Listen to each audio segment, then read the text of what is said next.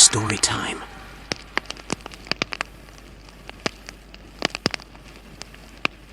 My earliest memory of the Mirror Man is from when I was 4. My mother was trying to coax me into brushing my teeth by myself, but I was more interested in the man standing behind the bathroom door. "Who is he?" I asked. "Who is who?" Mom had replied. I'd pointed to the man in the mirror, but my mother couldn't see him. Frustrated, I'd turned around to ask him myself, but the room behind us was empty. From then on, every time I looked into a mirror or highly reflective surface, I saw Mirror Man. Sometimes he was watching me. Sometimes he was watching whoever was with me. Sometimes he wasn't looking at anything in particular, just swaying from side to side. He always stood in the darkest corner of the room and seemed to gather shadows about himself like a fog. I couldn't make out much about him except that he was tall. I tried talking to him a few times, but he either couldn't hear me or didn't care. When I realized no one else could see the Mirror Man, he became my little secret. Something to watch when I walked past high-gloss windows or to catch glimpses of when I turned the back of my spoon to exactly the right angle. On a few occasions, I snuck into the bathroom late at night to talk to him after my parents had gone to bed. He never replied, and I soon lost interest in him. When I was 12, I stayed at my best friend's house for a sleepover. I was brushing my teeth in their bathroom, which had a mirror larger than the one at my house, when Mirror Man caught my eye. I winked at him, as I often had when I was younger. He was standing beside the towel rack, a place that was relatively bright compared to his usual corner haunts. The shadows still clung to him, but he was easier to see than normal. That was the first time I realized how impossibly thin he was. I'd always assumed he was an average weight, but I could see the bulk of his size came from his clothing, a long cloth wrapped around his body and limbs, crossing over itself and engulfing him. I thought I saw the fingers on his right hand twitch, but other than that, he was completely still. "Damn, you're a weird one, aren't you?" I asked. I was answered with silence. Mirror Man became bolder over the next few years. He left his usual corner more and more and moved farther into the light.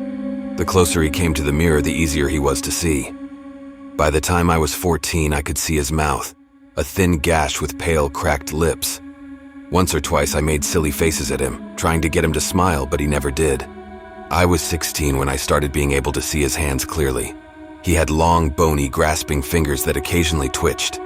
It was the only movement I ever saw him make except for his sporadic swaying.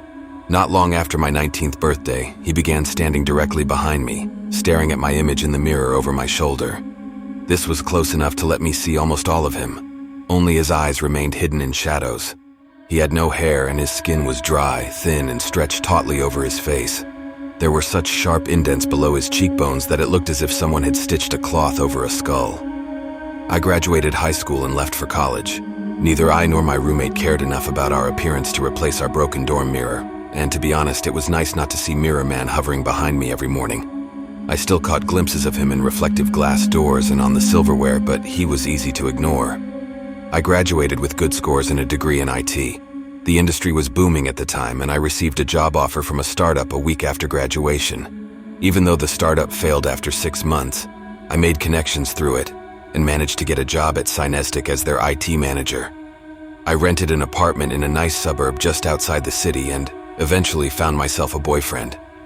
He moved in after a year of dating, and that's when things went wrong. Isaac liked to think of himself as a handyman and started renovating our apartment not long after moving in. One of the first things he added was a large wall mirror to the bathroom.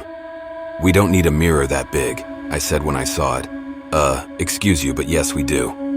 He pecked me on the nose as he strode by, and that was the end of the discussion.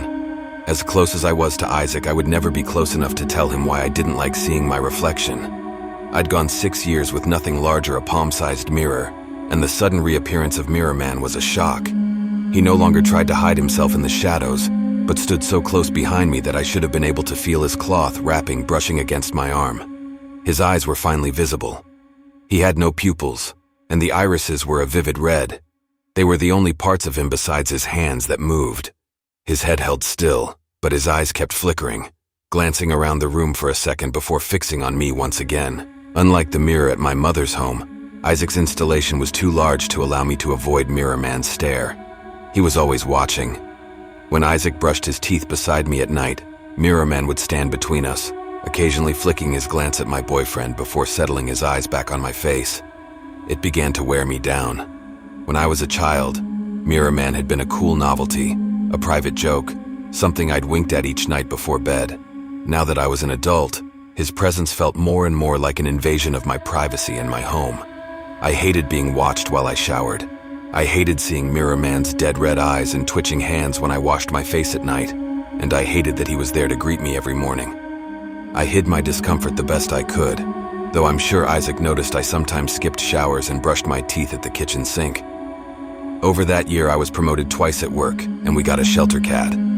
I was shocked one morning when our cat, Smux, jumped onto the bathroom sink and fixed its eyes on Mirror Man. That was the first time I'd seen another creature react to my companion's presence, and it was both validating and disquieting. I watched Smux watch Mirror Man, and after a moment, Mirror Man's eyes flicked to the cat. The reaction was immediate. Smux hissed and arched his back, and the fur on his tail puffed up.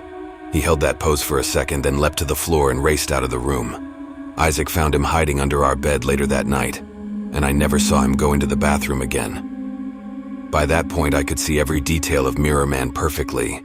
The bleached gray wrappings, the blue veins that crawled across his bare head, and the flecks in his pupilless red eyes. He was swaying more, and his fingers were twitching almost constantly. Sometimes I thought I saw his bloodless, cracked lips tremble. It ended on the morning of Saturday, the 18th of July. When I stepped out of the shower and looked in the mirror, I saw only my own reflection. That was the first time I could remember when Mirror Man hadn't been waiting for me. The glass was foggy from the hot shower, but there was no mistaking it. My stalker was gone. I couldn't believe it.